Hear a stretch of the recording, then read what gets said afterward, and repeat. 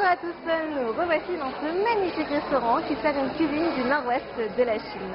La dernière fois, nous avons appris l'importance des céréales dans l'alimentation des habitants de cette région où les légumes se font rares et nous avons réalisé une recette de nouilles à partir de farine d'avoine. Cette fois-ci, nous revenons pour réaliser un dessert qui ravivera toutes les papilles. Allons donc sans plus tarder rejoindre la chef Yang. Je suis Lisa et bienvenue dans Secret Chef, l'émission qui donne les coups. Bonjour chef. Bonjour Lisa. Je reviens vous voir.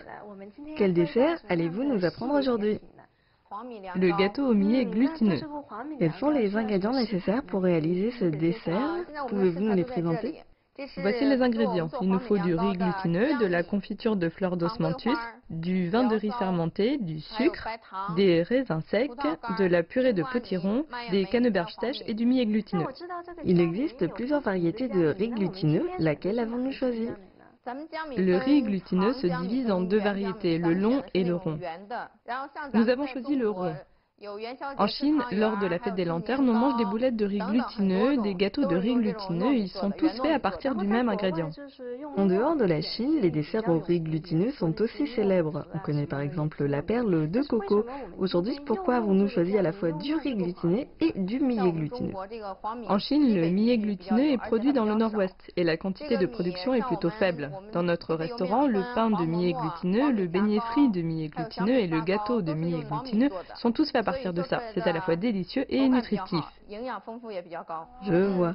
Quelles sont les différences entre le millet et le millet glutineux? Le millet glutineux est plus grand, sa couleur est plus claire, la couleur du millet est plus vive. Et après la cuisson, le millet glutineux est gluant, n'est-ce pas? Le millet n'a pas cette consistance. Tout à fait. Je ne sais pas si vous vous souvenez, la dernière fois, dans un épisode précédent, nous avons fait une recette de dessert au lotus et au millet glutineux. Eh bien, aujourd'hui, nous allons utiliser le même ingrédient. Bien, on a présenté tous les ingrédients. Quelle est la première étape?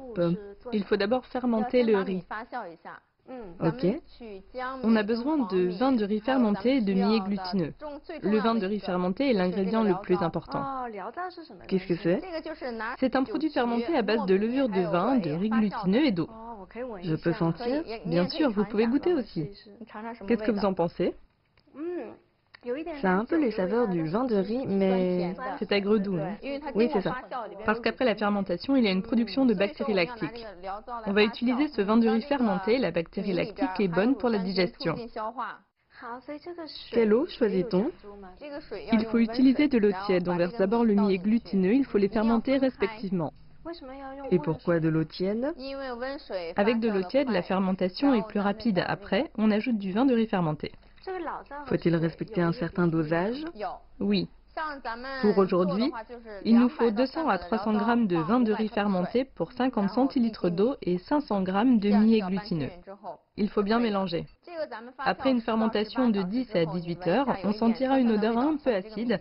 Ça veut dire que la fermentation est finie et que l'on peut faire le dessert. Est-ce que les Chinois du Nord-Ouest apprécient le goût aigre? Le goût des gens dépend de là où ils sont nés. Par exemple, dans la province du Sichuan, comme il fait humide, ils aiment manger pimenté. Dans le nord, il y a trop de calcium dans les eaux et les sols, il faut donc manger des aliments aigres. Les Chinois du Nord-Ouest aiment donc manger des saveurs aigres. C'est donc bon pour la santé. C'est grâce aux bactéries lactiques, vous savez, on en trouve aussi dans le yaourt. Ça aide à la digestion. On verse le vin de riz fermenté et ensuite, il faut bien mélanger.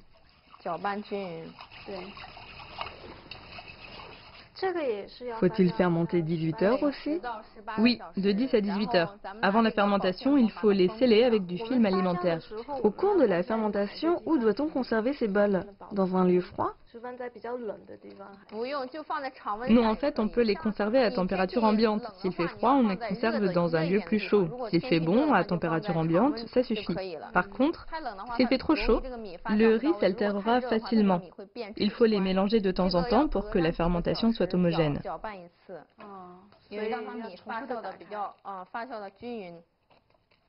Bien, ça va. Il faut laisser fermenter 10 à 18 heures. Ok. Voilà le riz glutineux et le millet glutineux fermenté. Les grains ont pris du volume. Oui, après la fermentation, les grains sont plus gros. Une fois que le riz glutineux a bien fermenté, c'est plus facile pour l'écraser.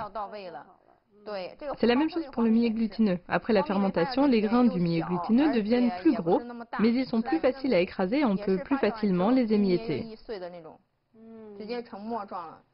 Ça veut dire Que c'est bien fermenté. Maintenant, on va les cuire à la vapeur. Oh, comment? Pour une quantité de riz glutineux, on a besoin de 50 à 60% de sa quantité en eau. Quant au millet glutineux, c'est de 75 à 85%. Après, on les verse dans les bols. On a déjà préparé de l'eau. Oui, de l'eau froide ou de l'eau tiède. Il n'y a pas trop d'exigences. Non, mais il ne faut pas utiliser d'eau chaude. Et l'on doit submerger le tout.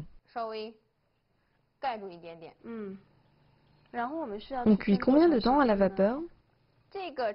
À la maison, il faut cuire à la vapeur une demi-heure. Le millet glutineux a un temps de cuisson supérieur au riz glutineux. Le dernier cuit facilement et l'autre Cuit difficilement. tout à fait. Avant la cuisson, il faut bien sceller les deux bols. C'est pour éviter que la vapeur n'entre dans les bols et n'influence le goût et la texture. C'est pour ça qu'il faut mettre du film alimentaire. Bien, allons cuire à la vapeur.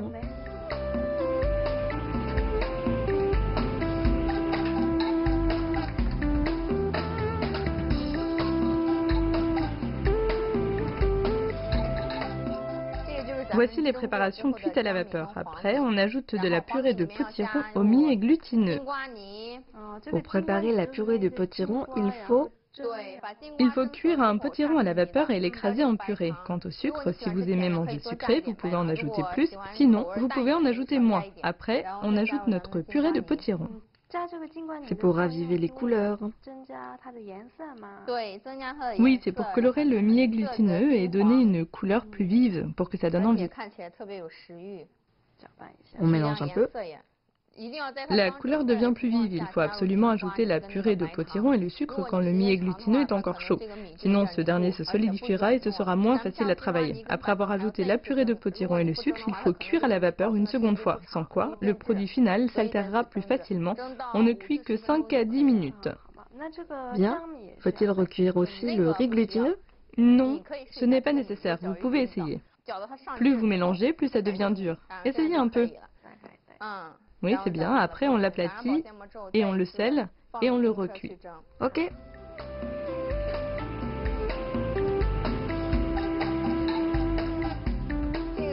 Voici le riz glutineux cuit. C'est assez tendre et glutineux. Oui, les raisins secs sont plutôt durs. Si on veut les rendre tendres, on peut les tremper dans l'eau. Dans de l'eau tiède. Oui, c'est ça, de l'eau tiède. Voici les canneberges sèches, on les trempe à peine, on peut les utiliser directement. On peut ajouter les fruits séchés et secs de son choix. Des noix, des amandes ou des tranches de jujube sèches. Est-ce que dans la recette traditionnelle, on met des raisins secs et des canneberges sèches? Dans le nord-ouest de la Chine, on ajoute traditionnellement des raisins secs, des canneberges sèches et des jujubes sèches parce que les montagnes sont riches de ces cultures. Les Chinois locaux en mangent souvent. Bien, maintenant nous allons ajouter les fruits séchés. Directement. Si vous aimez, vous pouvez en ajouter un peu plus. Maintenant, les raisins secs. On les a trempés quelques minutes. 3 à 4 minutes suffisent. Ensuite, on mélange un peu, on ajoute le sucre, c'est la clé. Avec ça, le goût devient aigre-doux. L'acidité et la douceur sont complémentaires. Mais on a déjà mis du sucre, pourquoi en ajouter? Si on ne l'ajoute que dans le millet glutineux, seule la couche du dessus sera sucrée et pas celle d'en dessous. Comme ça, les deux couches seront sucrées. Il faut bien mélanger, en même temps, il ne faut pas casser les grains de riz. S'il y en a beaucoup, on mélange avec un rouleau, sinon, on le fait avec des baguettes. Il ne faut surtout pas utiliser les mains car ça colle trop. Voilà, là c'est bien. Ça c'est de l'huile de cuisine, on en utilise un peu pour éviter que ça ne colle. On va l'étaler au fond de cette boîte. On utilise de l'huile de cuisine, mais est-ce qu'on peut la remplacer par du beurre? Oui, à la maison, c'est tout à fait possible. Si on ajoute du beurre, il y aura un petit goût de lait. Oui, tout à fait. Vous mettez ce que vous aimez et vous faites selon vos goûts. Voilà, on l'étale comme ça. Maintenant, c'est bon. Tout à l'heure, on va étaler le millet glutineux dessus et le gâteau sera prêt. C'est le millet glutineux mélangé à la purée de potiron. Il faut bien mélanger une seconde fois. On l'étale directement dessus. Oui. On le verse d'un coup. Comme ça. Voilà. On sent déjà les arômes du potiron. Oui.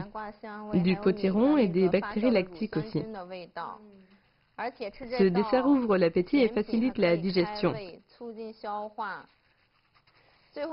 Il faut enduire le gâteau d'huile et le conserver au frigo. Sinon, la surface deviendra sèche et ça influencera la texture du gâteau.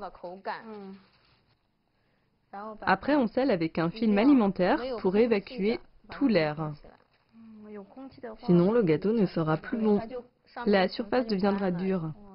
Il se formera une couche. Oui. Ensuite, l'étape suivante consiste à refroidir ce gâteau au frigo entre 0 et 8 degrés pendant un temps de 2 à 3 heures. Maintenant, voici le gâteau refroidi. Comme vous pouvez le voir, la texture est parfaite. Là, c'est un mélange avec 2 fois plus d'eau que de miel. Et voici un outil pour couper le gâteau. Avant de le couper, il faut enduire l'assiette de cette préparation pour éviter que le gâteau ne colle à l'assiette. On met l'outil sur le gâteau et on le pousse tout doucement. Prenons la raclée.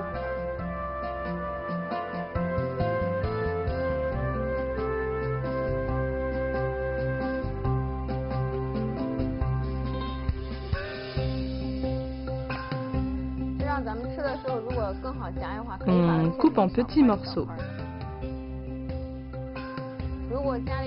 Si vous avez des moules chez vous, vous pouvez les faire en forme de cœur. Si vous avez de la confiture, vous pouvez écrire des décorations. Ça plaira aux parents et aux enfants. C'est un dessert plein d'amour. Ce dessert est vraiment très beau. Et à côté, qu'est-ce que c'est? C'est une confiture pour accompagner ce dessert. C'est une confiture de fleurs d'osmanthus. On a choisi cette confiture à la place du miel et du sucre parce qu'elle a des saveurs fleuries et sucrées qui se marient très bien avec ce dessert. Il y aura donc des saveurs aigres doux et une note de fleurs d'osmanthus. Ah, c'est super. Merci de nous avoir enseigné cette recette de dessert du nord-ouest de la Chine. Et maintenant, nous pouvons tout de suite passer à la dégustation. Mon moment préféré de l'émission, c'est la dégustation. Les desserts au riz glutiné, je connaissais, mais les desserts au riz glutiné et au millet glutineux, je ne connaissais pas. Alors goûtons, prenons une petite bouchée. Comme l'a suggéré la chef, je vais tremper ce délice dans une confiture de fleurs d'osmanthus. Goûtons. C'est vraiment un délice, c'est vraiment une pâtisserie extrêmement fraîche en fait. On a presque l'impression de manger un cheesecake tellement c'est frais, parce qu'il n'y a pas de fromage. On sent bien la texture en fait du riz glutineux et du millet glutineux. Au niveau de la texture, les deux en fait sont à peu près le même. Sauf que dans la couche supérieure, on sent également une petite note de potiron. On en a rajouté un peu en fait lors de la préparation. Il y a également les raisins secs et la canneberge sèche qui sont là pour encore apporter un peu de texture et puis encore un peu plus de sucré à cette pâtisserie. Et comme on l'a trempé dans une confiture de fleurs d'osmanthus, il y a également quelques notes fleuries. C'est vraiment très agréable. Je pense qu'on peut manger ce dessert à toute saison de l'année, mais en particulier en été car ça rafraîchit. Ça fait vraiment comme une bouchée un peu de délices frais. En tout cas, c'est vraiment un délice. Donc voilà, j'espère que vous aurez l'occasion de réaliser cette recette à la maison. Et quant à moi, je vous dis à très bientôt dans Secret Chef.